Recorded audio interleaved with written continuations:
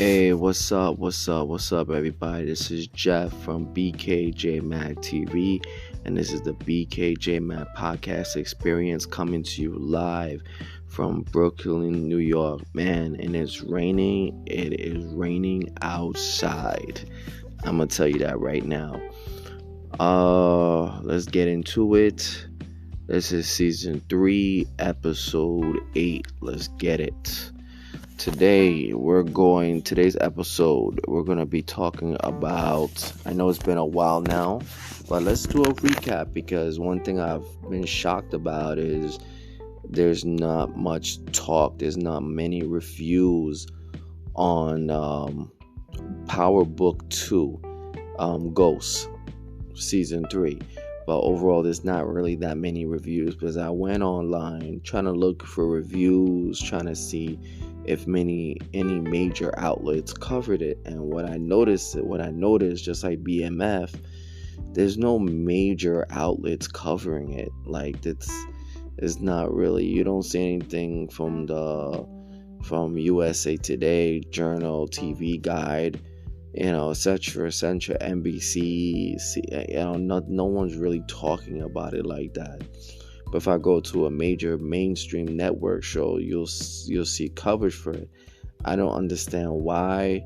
If maybe it could be a race thing. Yes, I'm pulling out the race card, because that's ridiculous. It's a show that's watched by millions of people every week while it was on the air, and it generated a lot of buzz and strong ratings. So I think members of the media, at least they should at least write articles about it, talk about it, so people would understand it from a more intellectual point of view. But it is what it is, and they're just not touching it.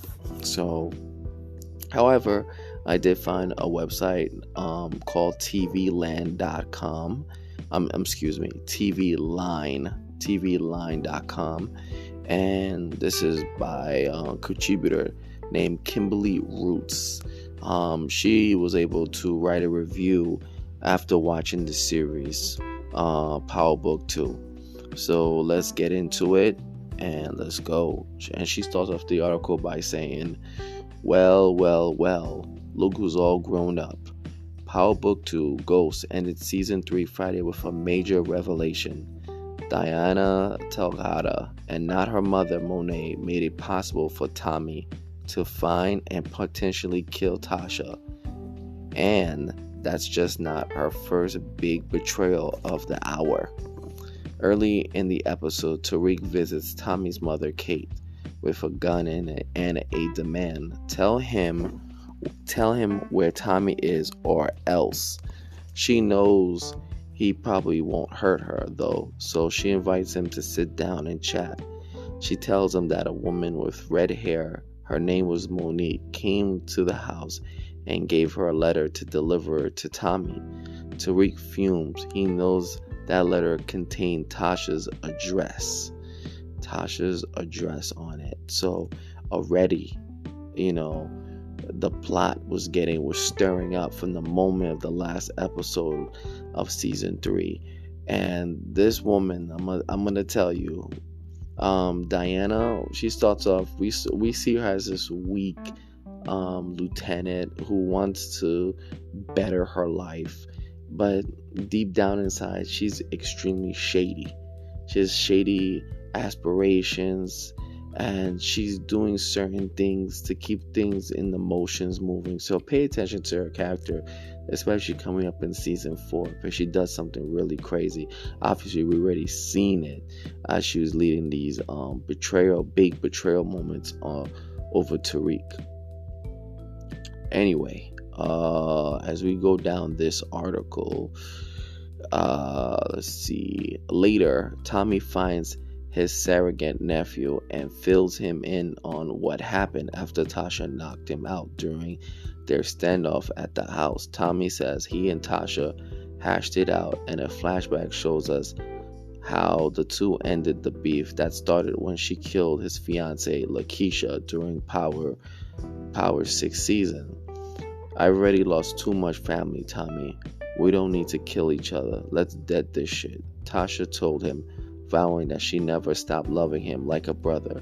We are day ones. We're the only ones left, she added, and he agreed to finish their feud right then and there.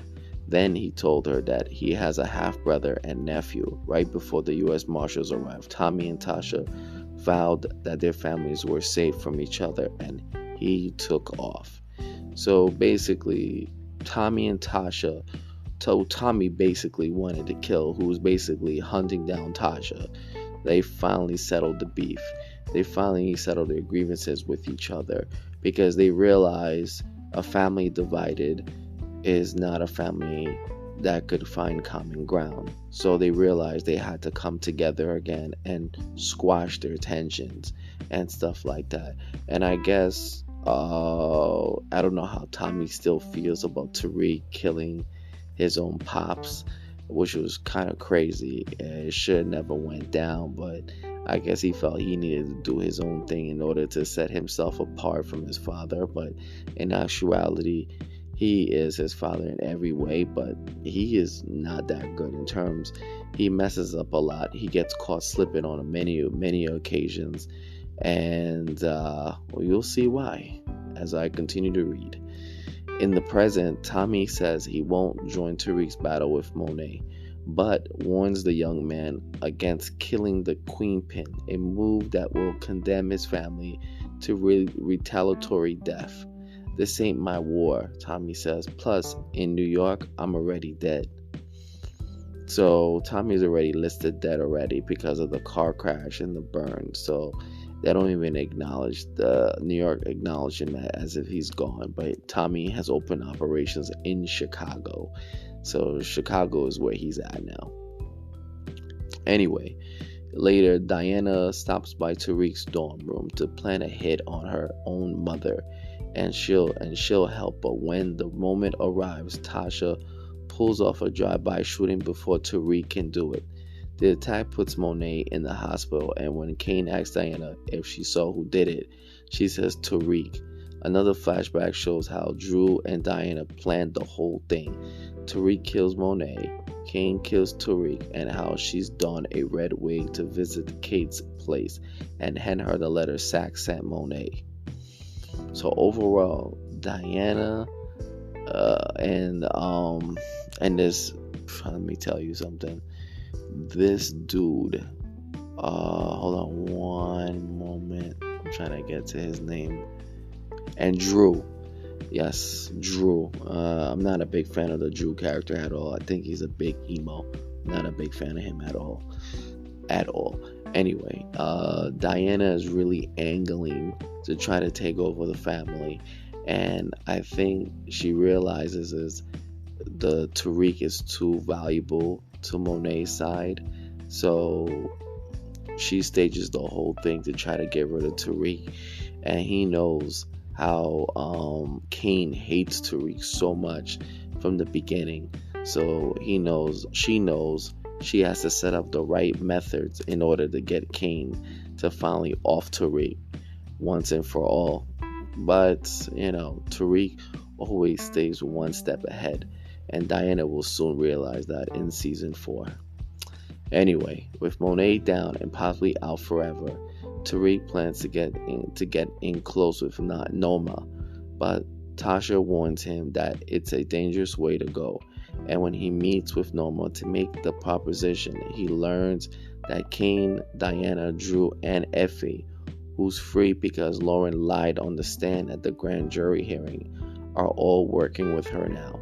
And only Brayden, who arrives just in time to save Tariq's life in a shootout, remains on his side. So let me tell you, Brayden, who's been his ride and die, Tariq's ride and die, basically comes in and saves him. And the reason he saves him is the bond, is the friendship. I'm not going to tell you how he saves him. You got to tune into the episode, but let's just say he gets a tip that Tariq was about to get set up and about to get killed in that warehouse. So Brayden comes in just in a nick of time, and we see the evolution of Brayden's character throughout all 3 seasons. We see him as he's a guy that wants to get into the drug game and he's rich and he's well off. He doesn't have to worry about money, but he feels like he needs some excitement in his life, and he gets into the drug game, and he realizes as he's getting into this is some real stuff. He does things that progresses his character to the next level, and you'll see what he does. And is it an indictment about his evolution? Well, you'll have to see by that. You have to see and make that judgment. But overall, Brayden has really evolved as the series have come to fruition, as well as Tariq's character as well. Overall, I enjoyed the series. We also see somebody else that gets killed. He used to work for the government, and now he ended up working in private practice. And his name is Sax. And Sax is man, I don't want to give it away, but he had too many lives like a cat, and he finally got.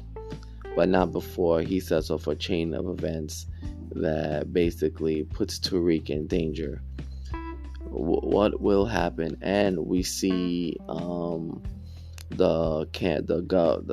Tate, Councilman Tate. He gets the nomination, but at what cost?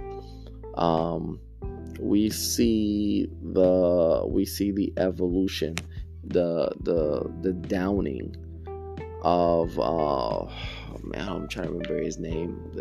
I'm trying to remember his name. Give me one moment. We see the evolution of Method Man's character, the lawyer, who basically starts off as a darling lawyer. He's relaxed, he's chilled, and he's making his money. But the moment he meets Tariq, the moment he deals with the Delgado family, and you see his life turn upside down. As opposed to his life going upwards, it's heading down a downright spiral. And we don't know what's going to happen to him. What's going to happen to Method Man's lawyer character coming in season 4. But the series has definitely seen its ups and its downs. And overall, it's intriguing. I think I know season 3, the last episode was very interesting. A lot of betrayal.